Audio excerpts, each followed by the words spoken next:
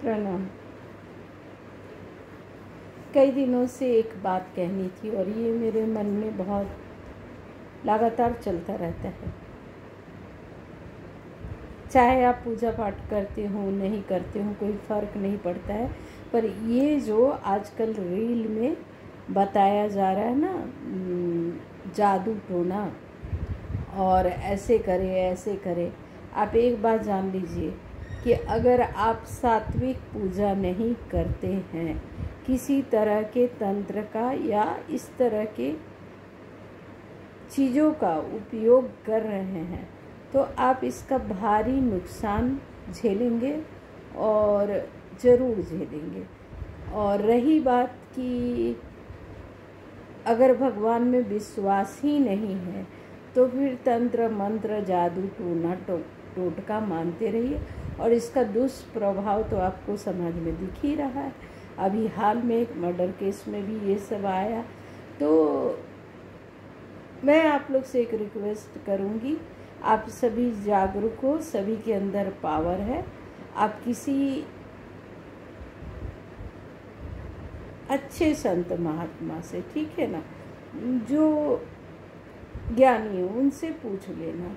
वो इन सब चीज़ों के लिए बिल्कुल ही मना करते हैं।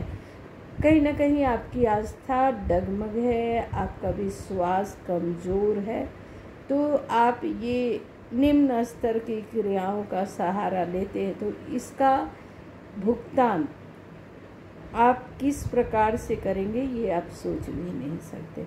हाँ, कर्मों की सजा तो है और वो भगवत नाम से ही कम किया जा सकता है। आप ईश्वर के संपर्क में रहकर अपने को शुद्ध हंस बनाने की कोशिश करें। अपने अंदर जितना हो सके स्वच्छता लाएं, साफ करें, अपनी निगेटिविटी को हटाएं।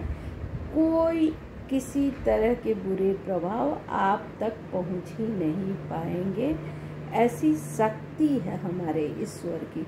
तो जो ये रील में बकवास की चीज़ें बताते रहते हैं, या जो कई चीज़ें मैं देखती हूँ कि भटकाया जा रहा है युवा पीढ़ी को, युवा पीढ़ी क्या, पुरानी पीढ़ी को भी भटकाया जा रहा है। गलत सलत चीज़ों का प्रचार प्रसार किया जा रहा है। आप खुद काफ़ी पढ़े लिखे हैं और आप लोग इतने समझदार हैं कि इन फालतू के बकवास में पढ़ रहे हैं, तो आप गलत दिशा में जा रहे हैं। और जो अभी कई तरह के लोग बोल रहे हैं कि स्त्रियों को ऐसे करना चाहिए, वह आचरण की बात करें तो सिर्फ स्त्रियों को क्यों, पुरुषों को भी अपने आचरण में सुधार लाना चाहिए। आप बोलते हैं सिर्फ स्त्रियों को मत बोले। और रही बात संस्कार की, तो वो परिवार के अंदर दिया जाता है। जब बच्चा काफ़ी छोटा होता है तो वो सीखने लगता है, और अगर माता पिता स्वयं झूठ बोल रहे हैं तो उनके बच्चे अवश्य ही झूठ बोलेंगे। आप विकार बच्चों में डाल रहे हैं, received on phone पे। आप बस समझ लीजिए कि आप अपनी अगली पीढ़ी को क्या दे रहे हैं और क्या सिखा रहे हैं, क्या शिक्षा दे रहे हैं। एक तो बच्चे भटक रहे हैं, उसके ऊपर से जो गार्जियन है उनका भी बिहेवियर सही नहीं है। तो ज़रूरत यहाँ ये नहीं है कि हम तंत्र मंत्र का प्रयोग करें। यूट्यूब पर कहीं भी रील में खुलेआम ये सब बकवास की बातें बताई जाती है और हम लोग देखते भी हैं।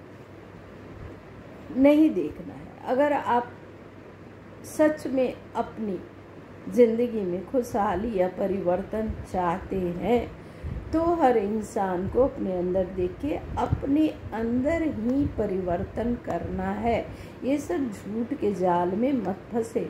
रही बात कथा की, जो कथा है क्या आप नहीं पढ़ सकते, आप नहीं जान सकते जो जानना चाहते हैं। दूसरे से क्यों सुनना है, अजीबोगरीब बातें क्यों सुननी है।